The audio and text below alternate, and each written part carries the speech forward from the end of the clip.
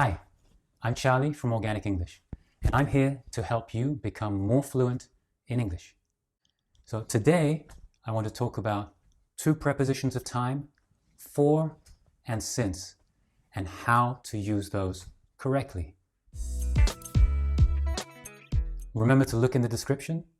I've put a link to the transcript for this video so you can follow along while I'm speaking. Many of my students, when they first come to me, say things like, I have lived there since 10 years. I have been studying English since 3 months. Especially the ones that speak Portuguese or Spanish or French. Now, of course, I understand what they're saying.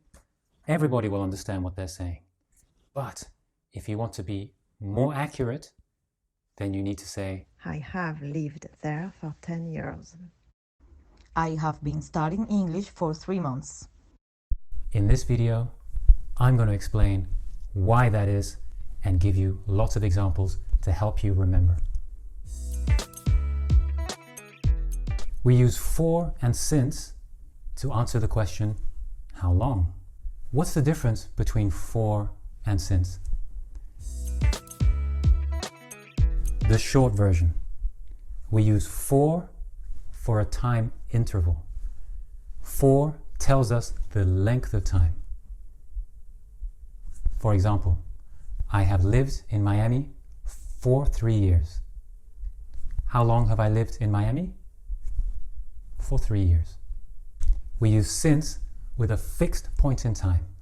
Since tells us when something started. For example, I have lived in Miami since 2017. When did I begin to live in Miami? When did I start to live in Miami? In 2017. Okay, so let's look at those sentences and the ideas in a little bit more detail. Let's start with since. Okay, so since gives us the starting point of something that began in the past. I've been waiting here since 9 a.m. 9 a.m. is a point in time, so we use since. And I started waiting at 9 a.m. We cannot talk about the future with since. How about for? Let's look at for now. I have been waiting here for 2 hours. Now, 2 hours is a length or a period of time, so I use for. I started waiting at this point, and after 2 hours, I'm still waiting. We can also use less precise phrases talking about time, like for a long time, for the weekend, for ages. Now, let's do some work and rewrite the following sentences twice. Once using for, once using since.